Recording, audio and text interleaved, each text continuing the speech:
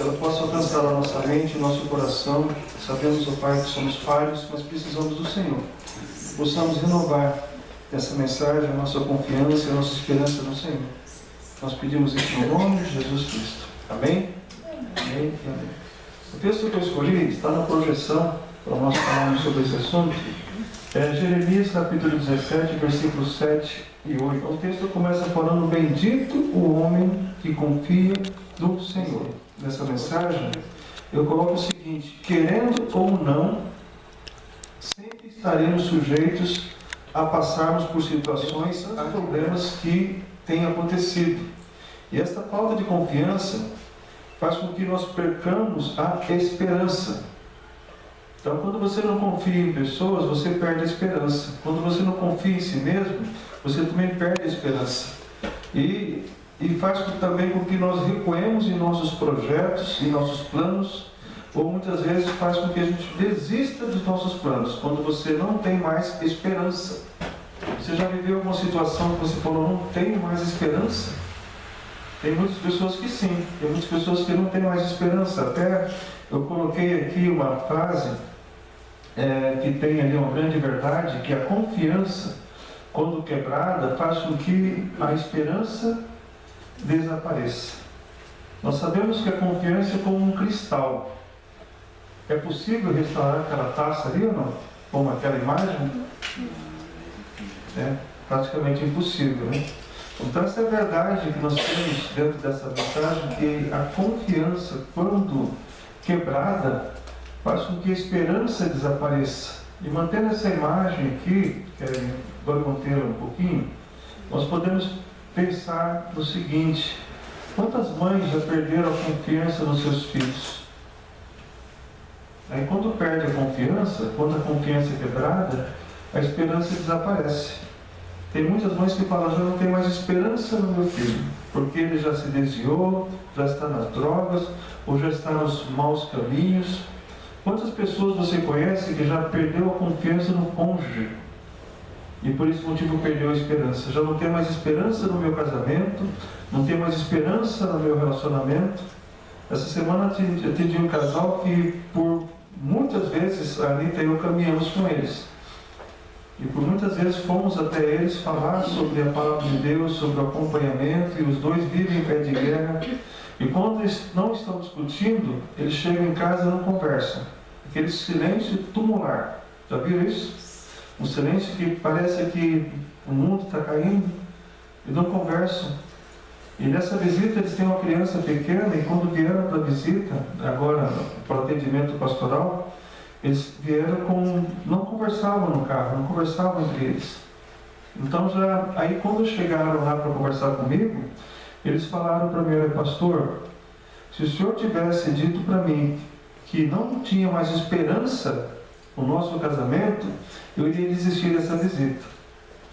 Eu iria desistir de tudo, até mesmo de procurar um outro pastor que pudesse nos acompanhar. Mas como o senhor nos acompanhou tanto, nos assistiu tanto e ainda tem essa esperança, eu falei para eles: mas a minha esperança não é minha, é de Deus. Eu falei para eles: Deus não desistiu de vocês, porque nós temos que não desistir das pessoas, porque Deus não desistiu de nós.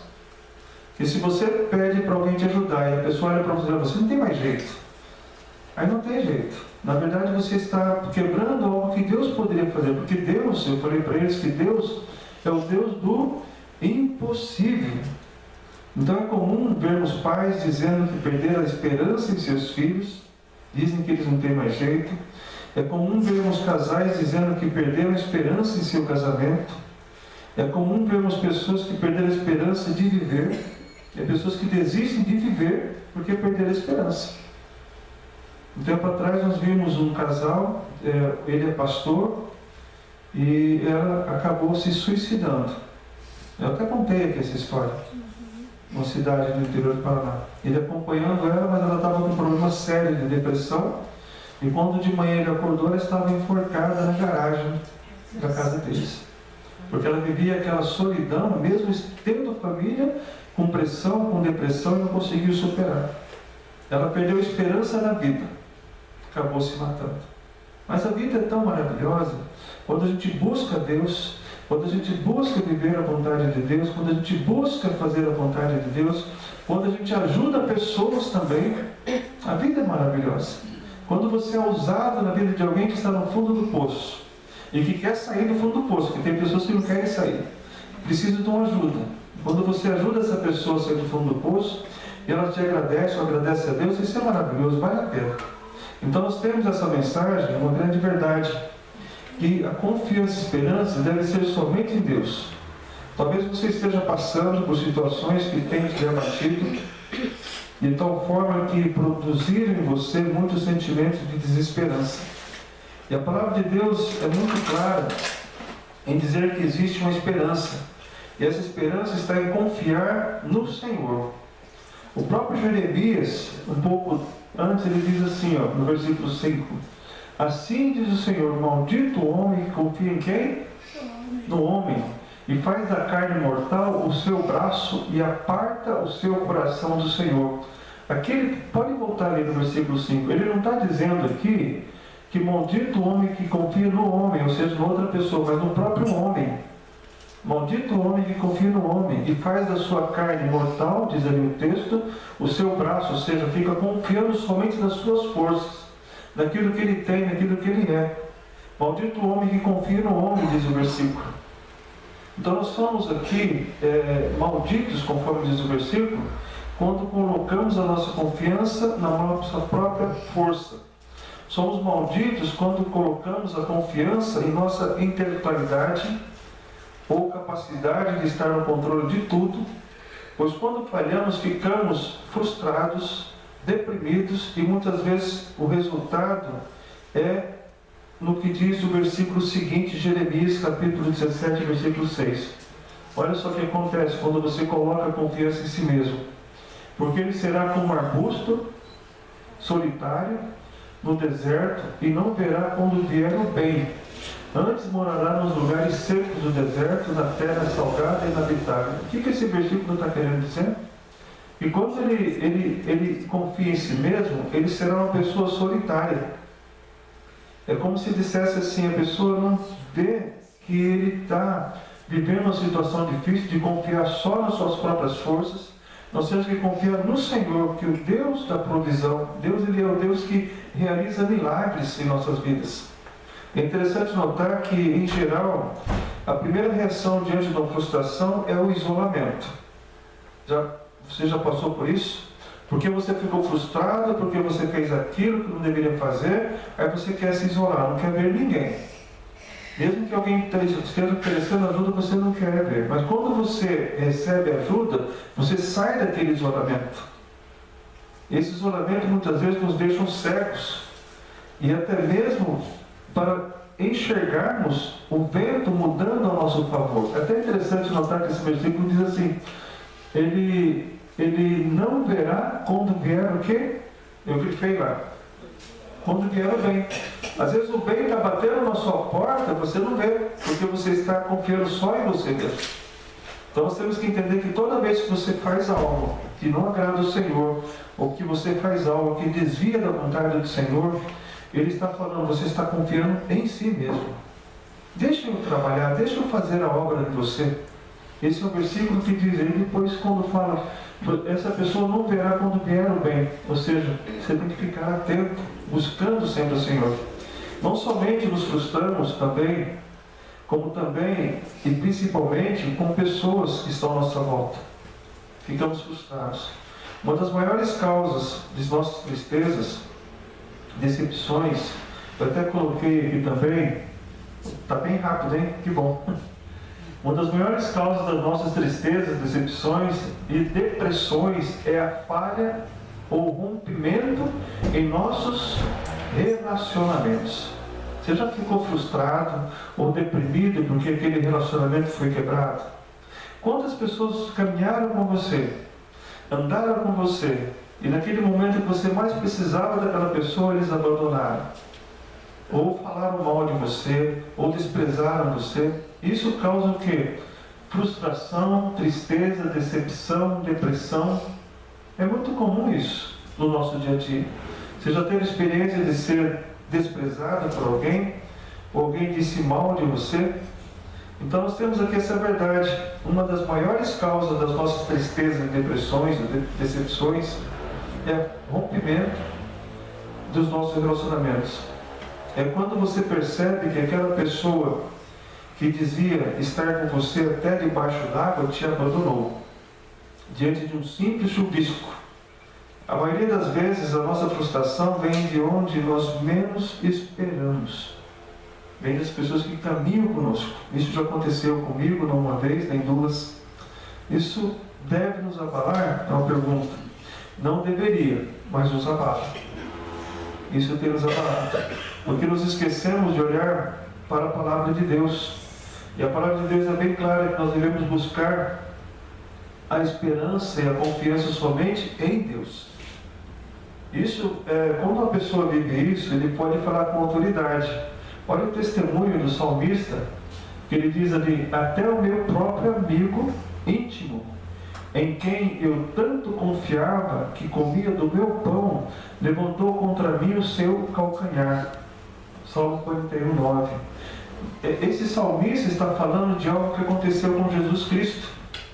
Quando Jesus Cristo foi traído por Judas, Judas comeu pão com ele, mas depois levantou o calcanhar, abandonou o mestre. Então, quando o salmista escreveu isso, ele estava falando com autoridade, o que de fato acontece, por muitas vezes, com cada um de nós, pode acontecer isso. E o salmista aqui, que disse isso, foi o salmista Davi. E olha só o que ele disse mais à frente um pouquinho, no Salmo 55, acerca desse mesmo assunto, da decepção que ele teve com seus amigos, lá no versículo 12 do Salmo 55. Se o Kevin puder colocar, não coloquei na projeção. Diz assim: com efeito, não é inimigo que me afronta. Se o fosse, eu o suportaria. Nem é o que me odeia quem se exalta contra mim, pois dele eu me esconderia. Mas és tu, homem meu igual, meu companheiro e meu íntimo amigo. Juntos andávamos, juntos nos entretínhamos e íamos com a multidão à casa de Deus. Olha só que versículo maravilhoso, perfeito, que fala de uma pessoa que foi assim. Eu digo maravilhoso porque ele fala muitas vezes acontece. Lá na IBBV, até quando eu li esse texto uma vez, eu coloquei junto, íamos à IBBV, íamos na Igreja. E quantas pessoas a gente olha para esse texto e fala: está aqui, ó. Se fosse o inimigo, a gente até confiaria, até concordaria, até se esconderia, mas era pessoa amiga, e comia comigo, ia lá almoçar com a gente. A Anitta até deu injeção em um deles, né? A Anitta trabalhava com enfermagem, e um deles precisava tomar uma injeção e não podia ir na farmácia ou no posto. Ela falou: deixa que eu aplique a injeção para você. Era injeção subcutânea. E o rapaz foi lá e depois de uma coisinha de nada acabou levantando o calcanhar, nos abandonando. E por que nós ficamos frustrados? Sabe por quê? Eu digo para vocês com muita autoridade, que quando você faz parte de uma comunidade de fé, a ligação que nós temos é muito mais profunda que uma simples amizade. É uma ligação de alma. A ligação de alma é mais profunda que uma relação sexual. Desculpa falando aqui para os jovens.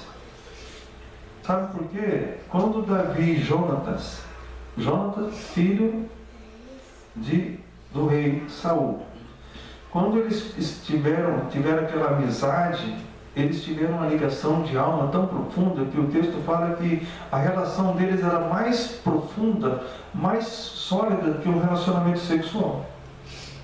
Então, quando você tem uma relação como nós temos aqui, uma relação de alma, porque se alguém aqui desse grupo sair, levantar o calcanhar falando mal, a gente vai ficar frustrado. Não é verdade? Então nós temos aqui uma ligação de alma com muito mais do que uma intimidade de um casal. Então Davi, ele falou com autoridade o que estava acontecendo. Então nós temos essa verdade que quando a pessoa confia em si mesmo, ou confia nas pessoas, ele fica frustrado. Isso não deveria nos abalar, mas eu digo para vocês que abala. Por isso devemos olhar para o maior exemplo de confiança e esperança. Qual que é o nosso maior exemplo de confiança e esperança? Deus. Jesus Cristo. Olha só o que diz o Salmo, o Isaías 53, 5. Olha só, fala de Jesus Cristo. É uma profecia acerca de Jesus. Ele era desprezado e o mais rejeitado entre os homens, homem de dores e experimentado nos trabalhos, e como um de quem os homens escondiam o rosto. Era desprezado e não fizemos dele caso algum. Então, com autoridade, Jesus Cristo. A pessoa mais desprezada nesse mundo foi o nosso Senhor Jesus Cristo. E é interessante notar que ele não teve culpa de nada. Ele veio como inocente, viveu como inocente, viveu como uma pessoa obediente a Deus, mas ele carregou a culpa de toda a humanidade. A Bíblia fala que levou o nosso pecado. Ele foi desprezado. Então, quais foram as últimas palavras de Jesus Cristo na cruz? Na Lucas 23, 34, diz: Pai, perdoa-lhes porque não sabem o que fazem. Mesmo no finalzinho, quando ele estava sendo para ser ali o momento da morte dele, ele até pediu que Deus perdoasse os seus algozes, aqueles que haviam traído. Então, liberar perdão é restaurador. E a nossa mensagem é: perdoemos uns aos outros e a nós mesmos. Então, se hoje nós estamos aqui que não conseguimos perdoar os nossos atos, devemos nos perdoar. Mas perdoar também a pessoa que está convivendo conosco ou que nos abandonou também. Então, Jeremias nos apresenta uma palavra de conforto e consolo. E qual que é a palavra de conforto e consolo? Vamos lá.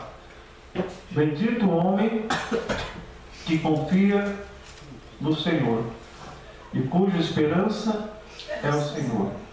Porque ele é como árvore plantada junto às águas, que estende as suas raízes para o ribeiro e não receia quando vem o calor, mas a sua folha fica verde, e no ano de sequidão não se perturba, nem deixa de dar fruto. Mantenha essa imagem aqui, Kelly.